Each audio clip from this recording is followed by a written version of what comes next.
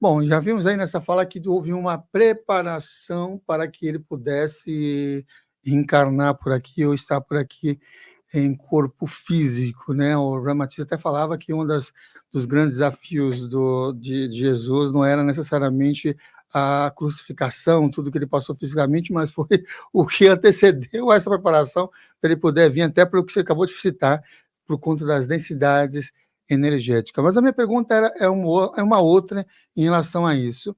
Jesus ele tinha um propósito de vida, na sua opinião e também nessas suas pesquisas. Qual seria, então, o objetivo de Jesus ao reencarnar por aqui, nesse planejamento de manifestação aqui na Terra? Samuel, Jesus era um avatar, né? O que é um avatar? O avatar é um enviado pelo plano astral superior para alavancar a evolução humana. Então, o avatar, a programação astral de um avatar chega a ser de milhares de anos. Ou seja, ele tem uma programação encarnatória, como todos nós temos, só que a dele é um planejamento de longo prazo, porque no grau de evolução dele, ele não reencarna por questões pessoais, ele não tem mais karmas pessoais para resolver, ele reencarna por motivação de karma coletivo. Então, Jesus Cristo ele vem realmente com o papel de trazer a consciência de volta à humanidade, que era sempre, digamos, perdido o caminho de conexão com o divino, né? Muito diferente da visão que as religiões passaram a colocar sobre a imagem dele, ou seja, quem conhece Jesus Cristo, e é o que eu procuro fazer nessa frente do meu trabalho, é uma das frentes mais importantes do meu trabalho, é disseminar, propagar esse olhar mais profundo sobre quem era Jesus realmente e qual era o real significado da sua missão, pois as suas palavras, né, sermões, parábolas, foram todos distorcidos pela religião. E o que Jesus veio fazer? Veio trazer uma ideia fundamental que a religião faz em oposto.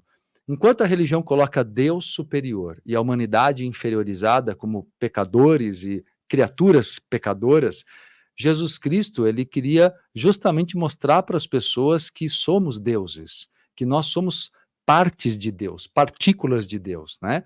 E ele sempre se colocou com muita igualdade, o que não foi transmitido para as pessoas com clareza, então, na posteridade na religião.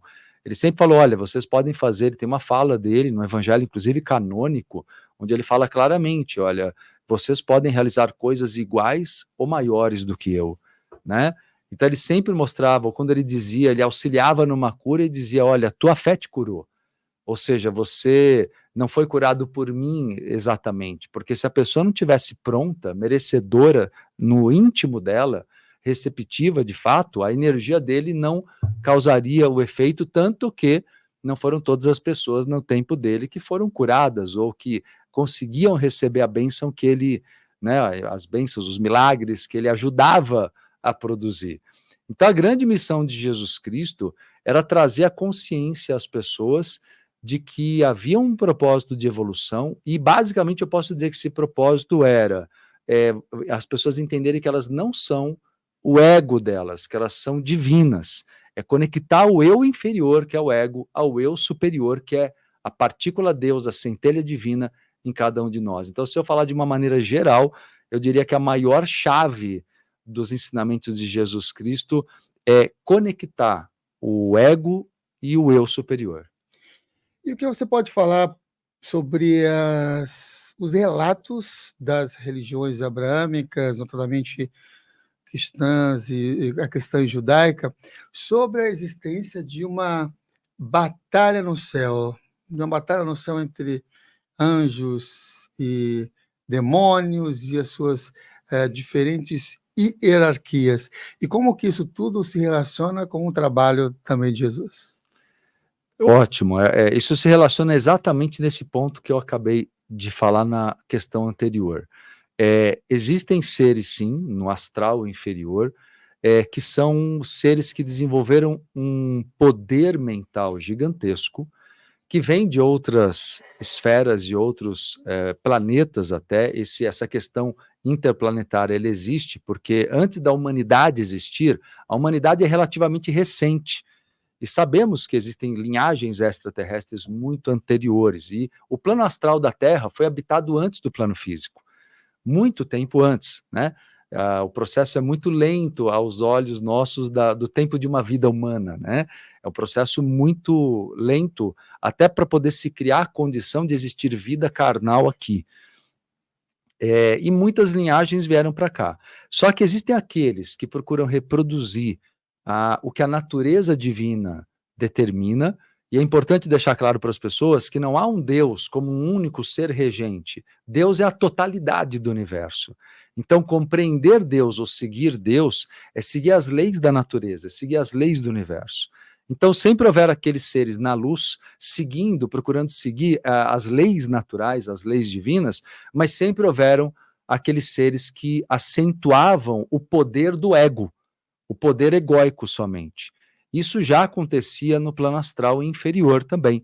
Então, essas hierarquias de fato sempre existiram, essa polaridade que eu não colocaria bem como bem ou mal, mas como luz ou sombra, não é? Ou seja, o que já veio à luz, o que é claro para o ser, ou o que está na inconsciência. Vamos entender sombra como inconsciência. São seres que ainda estão muito instintivos e muito egóicos, digamos assim.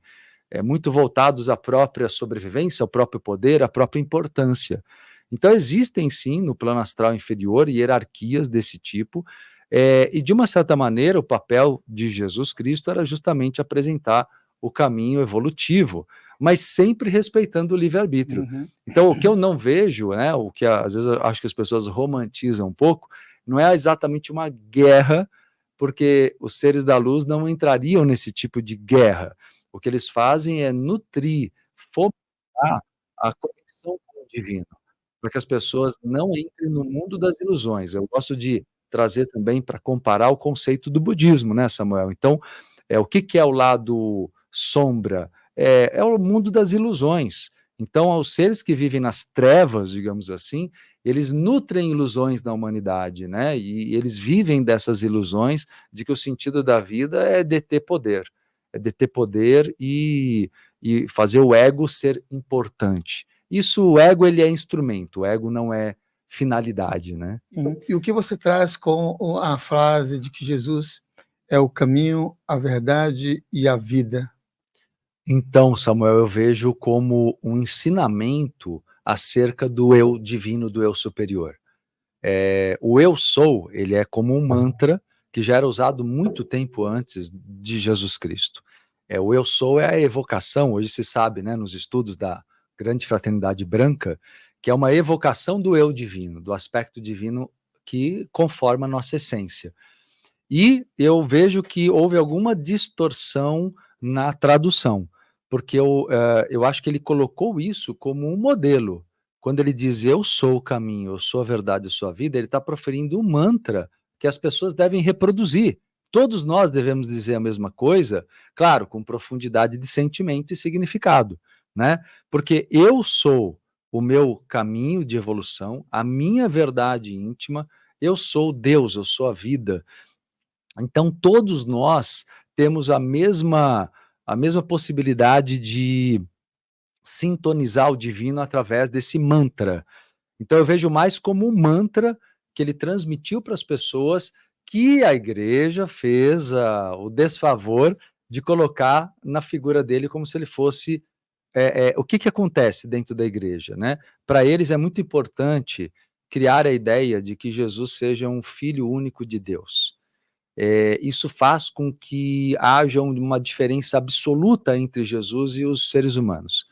E não é assim que eu vejo absolutamente. Jesus, ele vem de uma condição original capelina, onde lá também se passava por um processo evolutivo que, na base, não é tão diferente, porque é o caminho do ego para o eu divino. Em qualquer planeta isso existe, em qualquer sistema evolutivo o caminho é esse, mesmo que as condições do planeta em si sejam diferentes.